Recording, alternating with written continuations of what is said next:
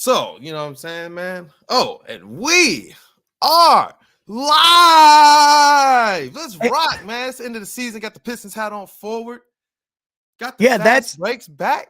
yeah, that's the part of your outfit that we're talking about. Is that Well, hey, look, no, man. Look, I'm y'all have to kidding. I'm understand, kidding. I'm before we kidding. went live, I saw Sean Murphy. Look, I get the behind the scenes when he switches into superhero mode, when the hat comes out, when the hoodie goes on. I was like, you can't be the only one going into superhero mode. He can't be the only one.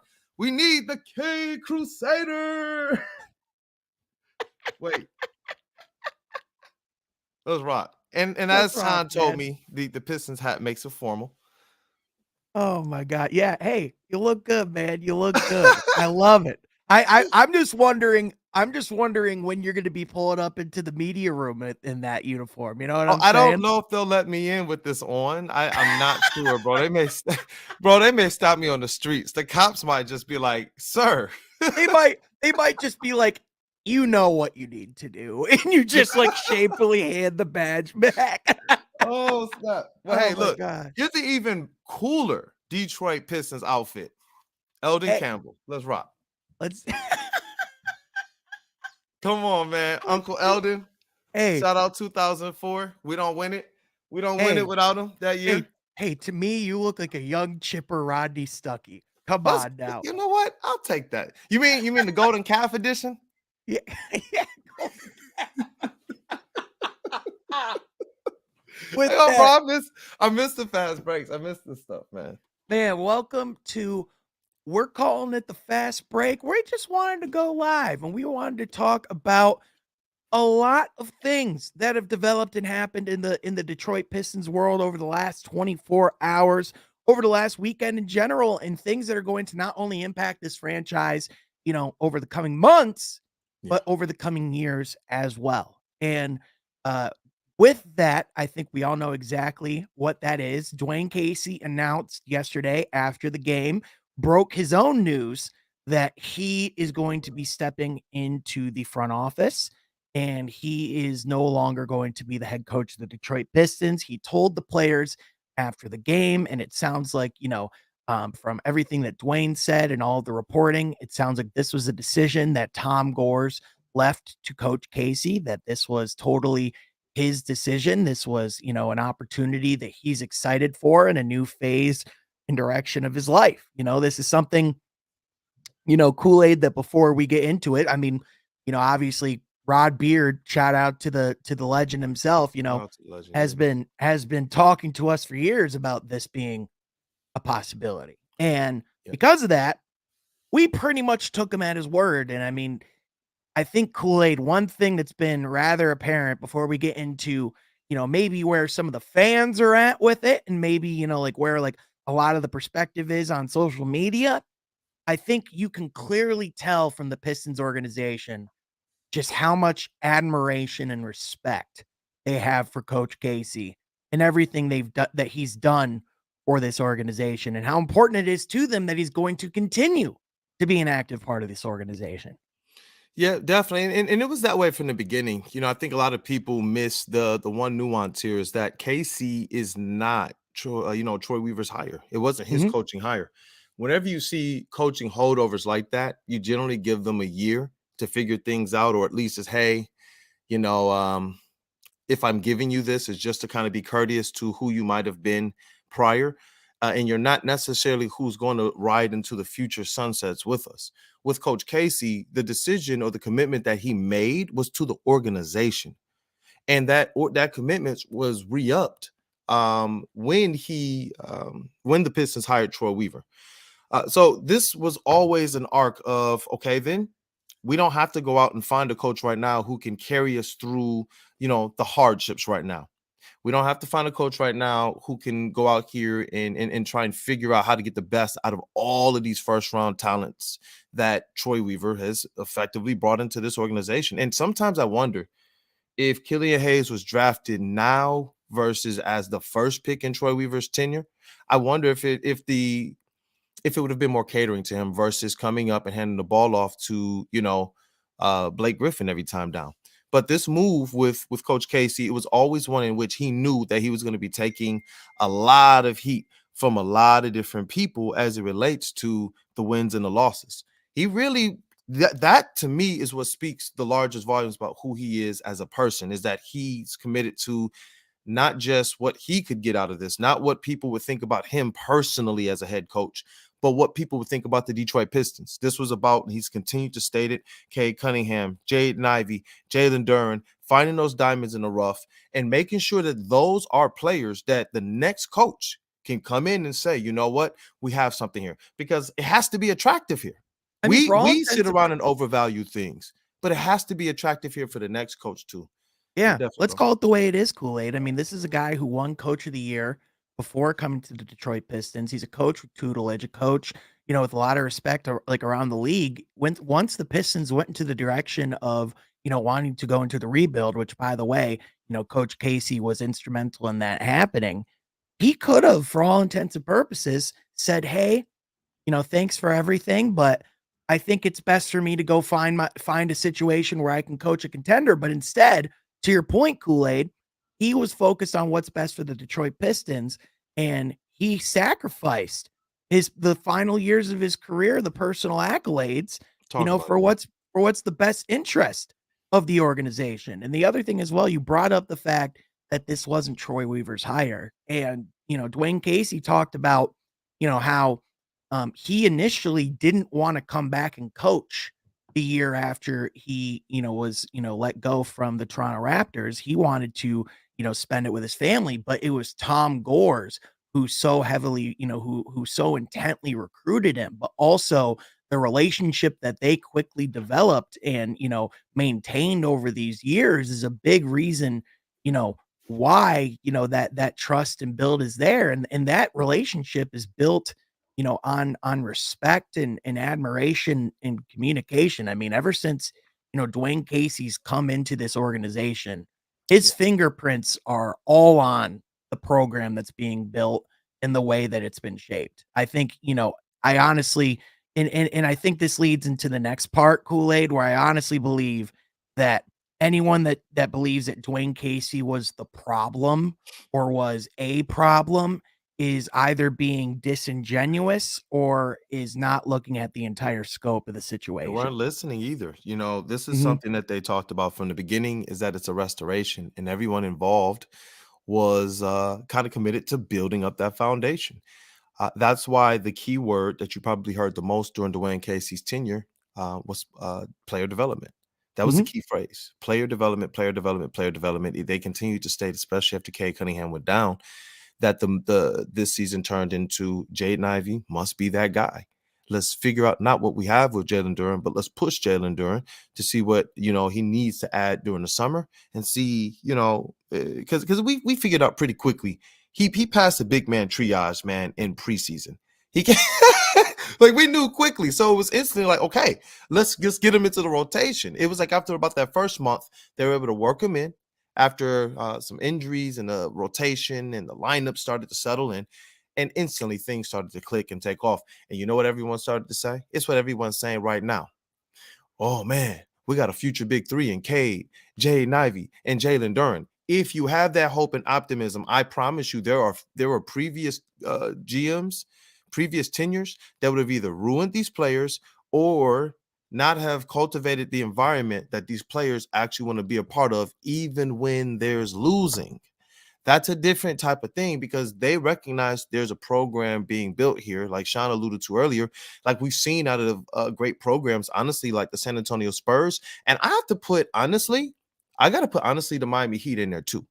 What Coach Spo and Pat Riley have been able to do by keeping this kind of connected, this, despite if they're losing or if they're up, has allowed them to be an organization that I believe players around the league know we can depend on them to be consistent. I'd put the We Thunder know in there right exactly now who too, they're going to Kool-Aid. be all the time. I'd What you put the saying, bro? Thunder I'd put the Thunder in there right now too, by the way, just for everything that they're doing. Which interestingly, Troy Weaver came from that organization.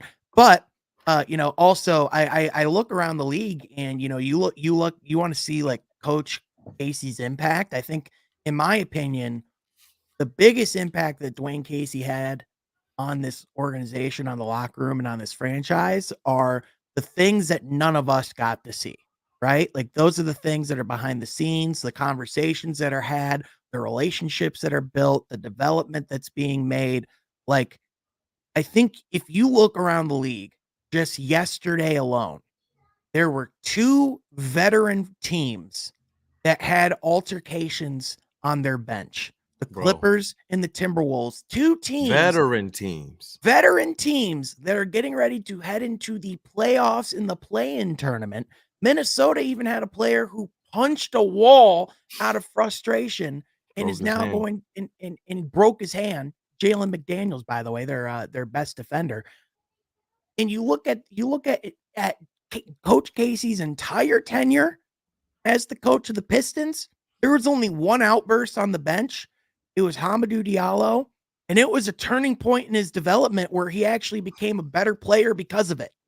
So, if anyone wants to talk about how this franchise is a mess, I think if anything, you go and listen to any interviews that we've done with any beat reporters, or even just listen to guys like Brandon right here, who are in the room and can tell you exactly what these players think of Coach Casey. Actually gonna be in a room in a little bit. Here.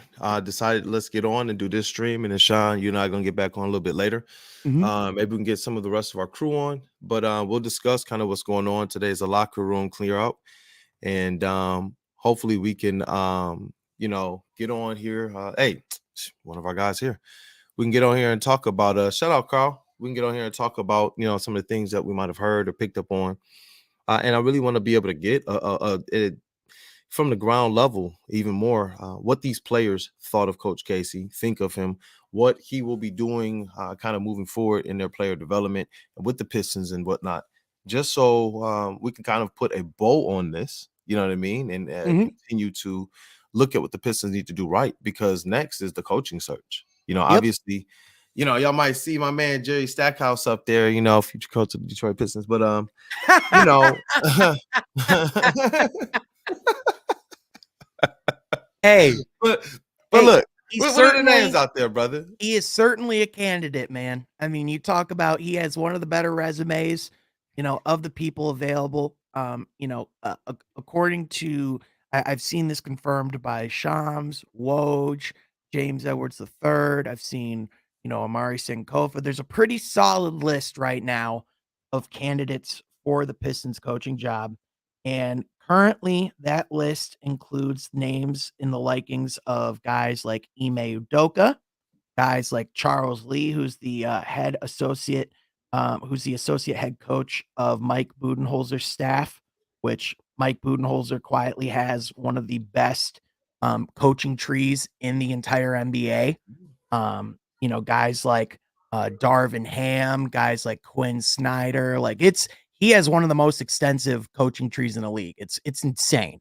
Um, Yeah. and then also, you look at guys like Chris Quinn as well, who's an assistant coach of the Heat, Adrian Griffin, who's an assistant of the Raptors. There's a lot of guys, and it's Charles Lee, associate head coach of the Bucks. I wanted to make sure I said that right. But Kool-Aid, Yes, sir. You mentioned Jerry Stackhouse. I know that's a guy that you're very high on. Why, in your opinion, other than the fact that obviously he wore the Pistons teal, do you think he would be a perfect coach for this organization? Look, I love Jerry Stackhouse because of what he's done, not just for the Detroit Pistons, not just for carrying the teal era and giving us something to cheer for during that time, not for just being the piece or the asset good enough to grant us Richard Hamilton. But what he's done at Vanderbilt has been awesome. If you haven't been tuned in, I think a lot of people believe sometimes these coaches go to cush situations that just kind of work themselves out. And Vanderbilt was not that, man. He took that program and turned it around with young players. The thing that we continue to hear is that we want a coach that can, speak the language, that can kind of know what the terminology is today, that can bring some aspect of offense and defensive schemes that cater to where things are trending. And I believe that Jerry Stackhouse has shown a proficiency with that while being able to connect with this younger generation. And I believe somebody else who fits that, who I think should get extreme consideration, and you mentioned him, Charles Lee, the Milwaukee Bucks assistant. And I looked Mhm. into his history and the things that he was kind of into. Shout out to Steve, our Table Talk member. Shout out to Steve. He did a pretty good breakdown that we're going to be publishing to Woodward Sports a little bit later on the different coaches and what they bring to the table. And with Charles Lee, it was just interesting looking into his background again. I was like, yo, yeah, I do remember him in his NCAA tournament background, his time playing professionally overseas, his time with Mike Budenholzer on that staff and whatnot, and his time as an assistant of a championship winning team. That is kind of invaluable, seeing how it was done, kind of being in the room, knowing the type of push that it takes. Like Cade Cunningham was talking about coming into a second year, kind of knowing what to do now that I've gotten my feet wet with year one. Imagine if you're a coach who's actually been on a championship winning run, bro, against one of the best teams of all time. Yeah. You're gonna know how hard you're supposed to push. You're gonna know if these rookies and young players are giving it their all or giving enough, if it is their all, to be adequate to take this team where they say they want to go. So those are two guys that are kind of at the top for me. Obviously, Emi Udoka, he has the proven NBA track record. But in terms of some interesting, characters, not just because of their name, Jerry Stackhouse, but what he's actually done, what he's proven on the college level, and then Charles Lee as Well, an even assistant. It's been awesome. well, even I was looking even more into, Coach Stackhouse's resume last night, and I mean, Speak this on is it, a man. guy. You're one of the most well-studied people I know. I mean, and this guy, like, he won a championship with the Raptors 905 back in 2017. This is a guy who, brought Vanderbilt, like you said, first time since 2013. This team's winning a championship in the SEC. He's a guy that was able to be on multiple, NBA coaching staffs at this point. Like Jerry Stackhouse Was has he a co-coach of legitimate. the year too? Yeah. Mhm. Yeah. Yeah, like he has a legitimate coaching resume. But then not only that, you brought up Ime Udoka. I mean, obviously this is a guy like you talk about, of the hottest coaching candidates that are out there. He's definitely, at the top of the list. He was also, by the way, at the top of the Pistons candidate list when the Pistons made the search back when Dwane Casey was brought on. If you don't, if people don't remember, by the way, Dwane Casey was the number one candidate, and reports suggest that Ime Udoka was the other final candidate. So obviously, there was the situation that happened in Boston with the inappropriate relationship in the front office. There's some of the questions as far as, why he was removed from the organization and some of the things that we don't know about the behind the scenes. But ultimately, that kind of leads into what this is going to be, which is as important of a process as the number one pick was with selecting Cade Cunningham. They were diligent, they were thorough. They're going to have to be just as, if not even more thorough with this because, Mhm. I mean, to your point, Kool-Aid, I mean, like, the thing that Dwane Casey was at the very least was a steady hand, right? Yeah. So whoever you are replacing him with, you have to make sure is the right person. Troy Weaver, for all intents and purposes, you really only get one coaching hire, right? Yeah. So, Yeah. Yeah, that's why I like the way that they did this. You don't want to bring a coach into a mess. You don't want to bring a coach in before there's direction. Restoration doesn't necessarily mean direction. That means foundation. mhm, Now they have a direction. They know the players that they're going to build around. They know the type of skill sets that they possess. They mhm. probably even have an idea of where they want to push these players to be and how good they want them to be. So it's going to be interesting to see which coach that they think can mesh. And I don't think that you necessarily need a player development coach. That's the key benefit in being able to retain somebody like a Coach Casey, having people on the staff like a John Beeline, and some of their other lesser known assistants, I man. was just about to bring that up. You have John Beeline and Mhm. Dwane Casey in the room just to like help player development and to just advise guys. Like Kool-Aid, that is nuts. Yeah. Yep. Like, I don't think people understand. Like, I mean, every NBA team, don't get me wrong, every NBA team has access to elite resources, has access to, elite facilities, elite training. Not every facility has access to that many elite minds in one room. That is Tom Gore's really making a commitment to building a foundation for this franchise. It Yeah. is. Hey, shout out Mr. Jones, Mr. Jones, Mr. Jones, one of our most probably consistent supporters. Thank you, thank you, thank you as always for being here. We definitely wanted to jump on. I'm gonna have to shut it down in about 5 minutes, but we're gonna come back a little bit later and get this stuff rocking again. The Pistons, once again, they have their locker room cleaning today, Yep. and they invited the media out for media session and availability. Hopefully, there's a Yep. lot of different questions we can get as relates to the future of where the Pistons are headed, coaching search wise, mentality, Yep. philosophy, and whatnot. Just the end of season exit interviews and seeing where players' mindsets are, at the end of this season going into the summer. And, just I think, you know, this is yet again, just last summer was an important foundational summer for the Pistons. This is that in tenfold, because now you have a guaranteed top 5 draft selection, because again, the Pistons position themselves to be in good position for this upcoming draft. You have the cap space to play with. And now Kool-Aid, I think even though this team is in a rebuilding situation, I would argue that this is one of the more attractive coaching positions available in the NBA, Yeah. especially if those lottery balls go the right way. With the Pistons in this draft, it's going to be interesting, and with their move forward. My fault on that. Just trying to make sure I got a lot of different things, a lot of different moving parts going. But the Pistons don't this draft lottery is crucial for how quickly they want to accelerate the when we can call them the fifth, fourth, third, second when they're contending for those seeds. Mm-hmm. I've been looking at this thing and really looking at this thing, and if Cade Cunningham, Jaden Ivey, Jalen Duren, and some of these other younger guys that we believe the cap space they have, why shouldn't they be a legitimate candidate for the play-in tournament next season? Yeah. If Cade Cunningham is coming in year 3, if Jaden Ivey is coming in looking like he did at the end of the season, why shouldn't they be a team already with this nucleus, with the nucleus of young players and augmenting, bringing into augment like a wing and some other pieces? Why shouldn't they be? Now, if they go out there and they land this first or second, whatever pick to be able to get a transformative player, yeah, that it shouldn't even be a question. Go out there and compete for the play-in.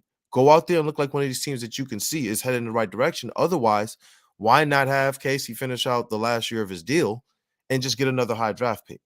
This move kind of signals exactly and backs up exactly what Bojan Bogdanovic was saying to Hoops Hype, and that's that Troy Weaver said they have a plan to actually make some fireworks this offseason, get busy this offseason. So we already know that's going to start with the draft. Troy Weaver has shown he gets busy in the draft, whether it's going in and getting multiple first round picks or making huge trades days before, like the Jeremy Grant trade, which set up things beautifully for them to be able to acquire Jalen Duren and Alec Burks. They got a wealth of players sitting on the bench too that they can either use as assets to flip to try and augment their team or to take in the next season comfortably. That's one of the best things that I love about Troy Weaver is the assets he brings to the table, especially the ones he pays, are assets that they're going to be beneficial. And we've said this for 2 years now. They will be beneficial while they're on the roster or in a trade because he doesn't lose those. And he's not just signing guys that will not come in and contribute. All of them kind of come in and contribute. They all kind of come in and chip something in, and the ones that haven't, they kind of got traded really, really quickly. Yeah. They did. So, the future is stable, just because of the nucleus we have. And this draft pick is pivotal as it relates to how fast you can speed up building on top of the restorative foundation. Yeah. Absolutely. And I think that just speaks to the biggest piece is that there's a plan. And there's a process, there's a genuine vision, and it has been stuck to the entire time regardless of the results. And I think Yeah. because of that, I think you will see results bared because of that. And like you said, the luxury of the fact that they're, that they have all this young talent and they have the space to go and add more talent, but then the draft positioning that they're going to be in, whether we get a Victor Wembanyama type of prospect that is transcendent and is generational, or whether at the 5th pick we get a solid wing defender that can help and lock down some of the one of the better players on the other team, the Pistons are going to be better. And the Pistons are going to be in a really good position. And ultimately, I think the biggest thing is don't forget about Cade Cunningham, because that is really the cherry that's going to be on the top of this all when we go into next season. Yeah, definitely. It's like we always say, the straw that stirs the drink in my Batman mug, in my K Crusader mug. It is what it is. Like, And that drink's if you about to get believe, that much sweeter, my friend. let's rock, man. Let's It's rock, about to man. For the get food, that much sweeter.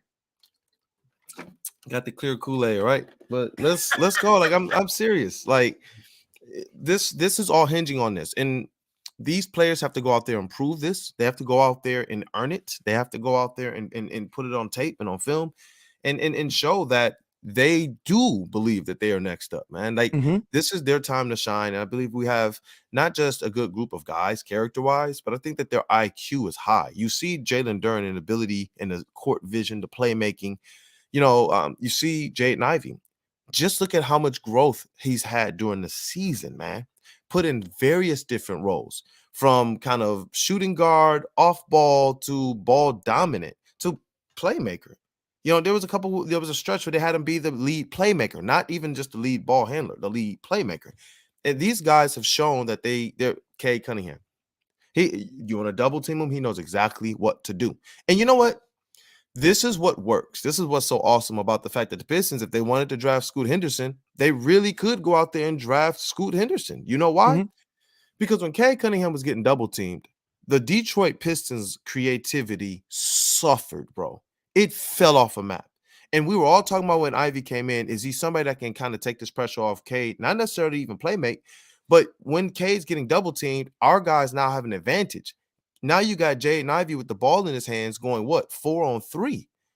That's the type of work that I want, because him in space, who are you going to leave open? Jalen Duren, toss the lob. You add a Scoot Henderson to that, man, you got 2 more playmakers. You know what I mean? Yeah. You're adding any of these guys that you're adding to from this kind of top 5, you're adding somebody out there who's going to be able to contribute when Cade is inevitably double teamed and drawing a lot of the defensive tension and gravity. Well, teams are going to have to start picking their poison, Kool-Aid, because you talk about not only Jaden Ivey and what he's, and like how much impact he's going to be able to bring, but like if you're going to double team, those guys, like now, like especially now that you're going to be starting to add talent, who are you going to leave open? You're going to leave Scoot open? You're going to leave Bojan open? Like who do you want to leave open? Yeah, and I want to ask this. I want to ask Apollo real quick. Apollo, what did Sean get proven wrong on as relates to Casey? And this is like one of the biggest misconceptions. Again, like people see that Dwane Casey is moving into the front office. Everyone's like, Dwane Casey got fired. I told you he has to go. I told you. The reality is, what we said all along was that Dwane Casey was going to be the head coach if he wanted to be the head coach. And if he was going to be in the front office, it was going to be because Dwane Casey made the decision to move into the front office. And what happened? Dwane Casey said that he made the decision to go to the front office. So all that really happened was Dwane Casey made the move a year earlier than I thought it was going to happen. Personally, I think it's still a really good time for him to do it. I still wish he would have had the opportunity to coach next year's team, just to prove that he wasn't, the entirety of the issues. But no, let me speak on this. And by the way, if Dwane Casey was toxic, no, he let wouldn't me speak still on be it, in bro. the organization. I got you, bro. Look, Apollo, listen, we sat on these streams. We've written many articles. Sean has over 80 articles, and probably 10%, 15% of those things are him putting in clear print, as well as myself, exactly what the plan was. and we got lambasted, we got roasted, we got people in the comments trolling, some people being serious, some people not, saying Casey got to go, Casey got to be fired. You got to understand, if Casey was a problem and not doing his job, as we jumped on these streams many times and stated, he would not still be a part of this organization in the restoration. Mhm. This is not a demotion for Coach Casey. He has a lot of basketball left in him, quote unquote. That's by his own words. He announced it all himself. This was something that the organization, they respected him and they have a relationship, because you don't know what? Coach Casey is one of the community ambassadors. Whenever there are events that the Pistons are doing in the community, Coach Casey is there. Coach Casey is donating. Coach Casey is hosting. These are the things that the Pistons are actually caring about, as well as player development and making sure that these guys have a foundational base. Because what do you have in an organization for these players? When they come in and say it's just business anyway, then we get mad when we say we can't get no stars here. So you got to understand, we've consistently stated that Casey is serving a purpose and a role here, and people kept saying, fire Casey, Casey got to go, Casey got to go. He's not gone anywhere. Like, he's Mhm. not going, he's exactly where we've continued to report. Shout out to Rod Beard. I got to talk about that. He's told us this since like last season. There were certain ways that we were like, hey, we'll wait for the timing, and we started to report on it when we were told it was right to report on it. That's just So, the reality. We're not trying to be dismissive. I'm not even trying to act like we know it all. I yeah, don't. I'm let's grateful to the people that we're able to talk to and call sources, but they allow us to report it realistically without even have to quote them as sources. So it's a great thing, and we're trying to just make sure that we share with you guys on this platform kind of some of the workings, so that us as Pistons fans can be in the know. And it's I don't know, man. I don't know if he's saying that what's name was fired, which is why he was No, fired. Casey wasn't fired. let's just stop showing this guy's Yeah, comment, because literally he yeah, doesn't know what he's talking about. But ultimately, the important thing is where the Pistons are moving going forward. The fact that they now do have that opportunity to select the new head coach. But, yeah, again, I think a lot of the improvements that we're going to see next season, sure, it's going to help this team to have a new voice. It's going to help this team to have, like maybe some new philosophies on the court and new directions in that sense. However, at the same time, I think a lot of the improvements are going to come from what this summer of development can be for this team, but also the additions they're going to make in free agency, through trades, and in the draft. That's ultimately what is going to deliver the results for this team. You can have whoever you want in that head coaching chair, but if you don't have the talent or the people that are, available to play, the wins aren't gonna be there. That's just how it works. So, yeah. but Well, let me wrap this up, yep. bro. I appreciate you, Sean, for being available. I hit him up. He was available. I saw, like I told you on the beginning of the stream, I saw him switch on superhero mode, got the hat on, got the hoodie on, got the setup right, and he just sat down like, "What up? I'm here." The Yes, cape was like, sir. he decided to take the cape off for the stream. I was like, thank you for not stunting on me like that, man. But but look, y'all, as always, keep May 16th locked down. We are planning, and we want to be able to be with you all that support us the most. But yeah, like I said, the locker room clean out is today. We're gonna tap back in and we're gonna talk about a lot of this stuff. We're gonna get into Killlian Hayes as well as the season goals and if they've been met. But Sean, let's wrap up, bro. Let's do it, man. Thank you all so much for listening and catching another edition of a Woodward Pistons live stream, The Fast Break. We appreciate you all catching in. Be sure you like this video, subscribe to the channel, turn that notification bell on so you're caught on everything that we're doing, but also follow us on social media. My guy at Detroit Kool-Aid and myself at Sean Halfcourt. But with that, folks, we will catch you guys on another edition of Woodward Pistons. Subscribe, mother. That's right. Right. Hey.